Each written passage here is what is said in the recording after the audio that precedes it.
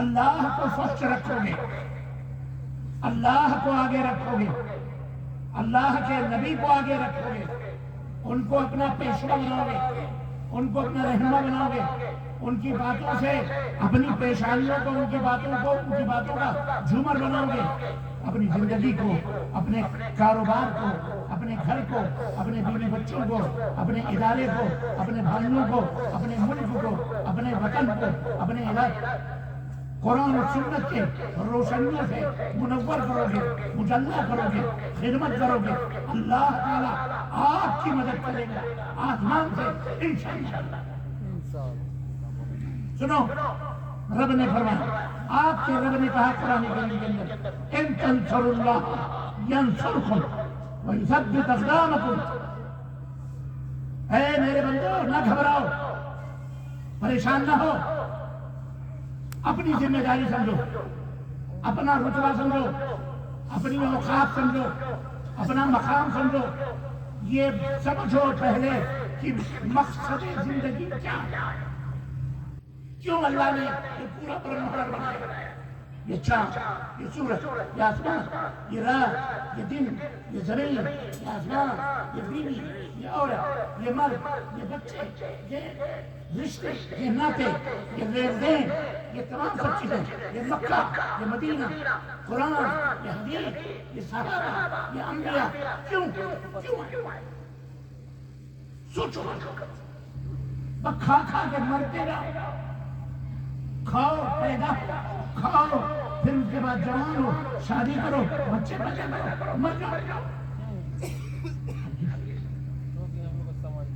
اتنا بیکار کام کوئی اندازہ نہیں کرے، وہ تمہاری بات، یہ بیکار کام،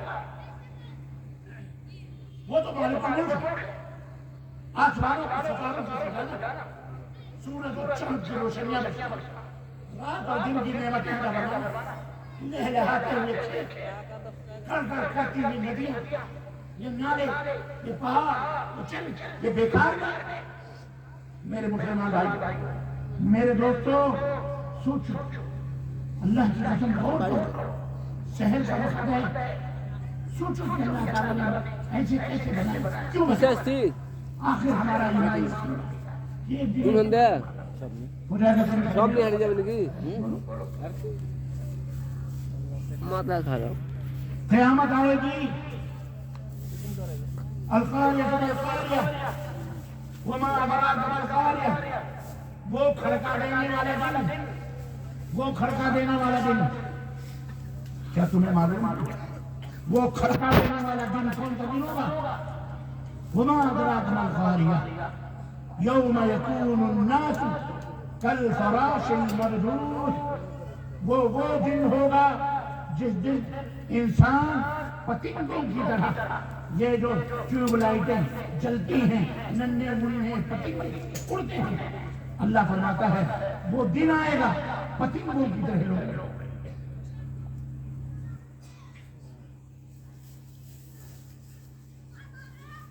وَيَكُونُ الْجِبَالُ كَالْعِهْنِ الْمَنْفُوشِ، پہاڑ، ہمارا پہاڑ، یہ بڑے بڑے پہاڑ روئی کے گالوں کی طرح بدلیاں اڑتی ہیں، اڑ جائیں،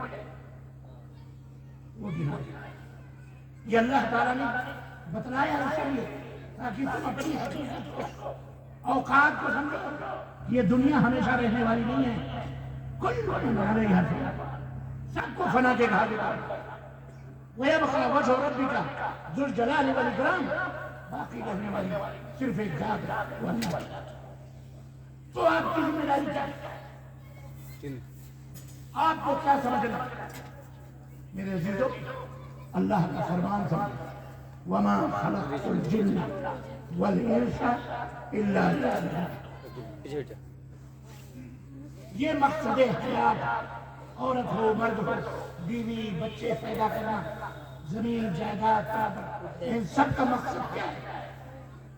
وَمَا خَلَقْتُ الْجِنَّ وَالْإِنسَ إِلَّا لِيَعْبُدُونِ، تاکہ تم میری اللہ کی غلامی کرو، اللہ کی بندگی کرو، صرف اللہ کی عبادت۔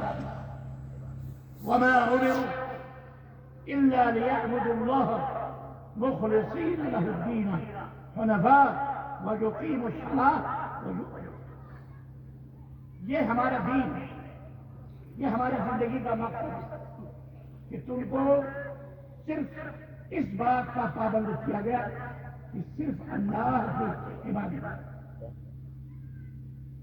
خالص بندگی صرف اللہ۔ آپ کا اڑنا، آپ کا بچھونا، آپ کا مرنا، آپ کا جینا، آپ کی قربانیاں، آپ کی لین دین اس دنیا میں رہنا للہ، اللہ کو راضی کرنے کا۔ ایون ہم شادی جو کرتے ہیں اس کا بھی مقصد اللہ کو خوش کرنا، کیونکہ ہم اللہ کے حکم کو بجا۔ نبی کائنات صلی اللہ علیہ وسلم سے لوگوں نے پوچھا کہ اللہ کے نبی، کیا ہم اپنی بیویوں سے جو ہم بستری کرتے ہیں، سمبھوگ کرتے ہیں، ملتے ہیں، کیا اس میں بھی ہمارے لیے اجر اور ثواب ہے؟ تو پیارے نبی صلی اللہ علیہ وسلم فرمایا، یہ بتاؤ اگر یہی کام بغیر نکاح کے، بغیر شادی کے کسی عورت کے ساتھ کرو تو بولو وہ تمہیں گناہ ملے گا کہ نہیں ملے گا؟ سمجھانے کا دن دیا۔ صحابہ نے کہا ہاں گناہ تو ملے گا۔ تو آپ نے فرمایا جب حرام طریقے سے یہ کام کرو گے تو گناہ ملے گا، حلال طریقے سے کرو گے تو تمہیں اجر اور ثواب۔ اتنی چھوٹی چھوٹی باتیں ہیں، اللہ تعالیٰ نے ہمیں کتنی آسانی دی۔ ہمارا مقصد کیا ہے؟ اللہ خدا۔ شادی صرف اپنی نفسانی خواہشات کو مٹانا نہیں، اللہ کا خوش کرنا۔ کہتے ہیں نا ہم نکاح ہو گئے، سن نکاح اللہ کے نبی نے کہا میری سنت، اللہ کو خواہ۔ آپ شادی کیوں کرتے ہیں؟ تاکہ آپ اللہ کے حکم کی فرمانبرداری کریں، اللہ کی نافرمانی سے بچیں۔ ہر انسان کے اندر یہ فطری چیز رکھی ہے، اس کو کنٹرول کرنے کے لیے اللہ نے جائز کیا ہے کہ تم سرپرست کی اجازت سے مہر دے کر، دو گواہ رکھ کر، لڑکی سے کی اجازت لے کر اور لڑکے کی شادی اس کے ساتھ یہ چار چیزیں کیوں ہے؟ ہم یہ کریں گے تو اللہ راضی ہوگا، اگر نہیں کریں گے تو اللہ ناراض۔ اللہ تعالیٰ نے یہ باقاعدے ہمارے لیے، کیونکہ اللہ کو پتہ ہے کہ بندہ مجبور ہے،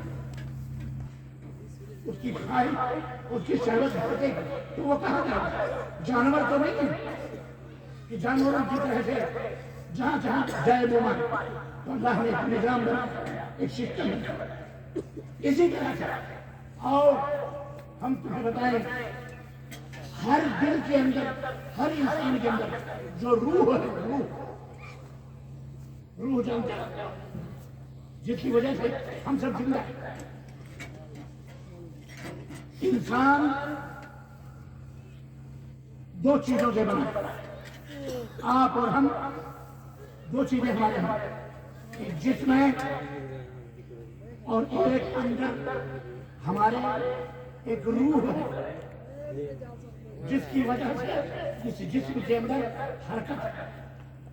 ہم روح نہیں دیکھتے لیکن چل پھر رہے ہیں تو ہم کو محسوس ہوتا ہے کہ ہمارے اندر روح موجود ہے۔ یہ مائک چل رہا ہے، آواز دے رہا ہے، لیکن اس کے اندر کرنٹ دوڑ رہا ہے۔ ہم کرنٹ کو دیکھ نہیں رہے لیکن یقین ہے کہ کرنٹ ہے۔ کیوں یقین ہے؟ اس لیے کہ آواز مائک چالو، آواز آپ تک پہنچ رہی ہے، بھلے ہم کرنٹ نہیں دیکھتے لیکن ہمارا یقین کہ اس کے اندر کرنٹ، یہ کرنٹ بند ہو جائے تو یہ مائک کیا ہو جائے؟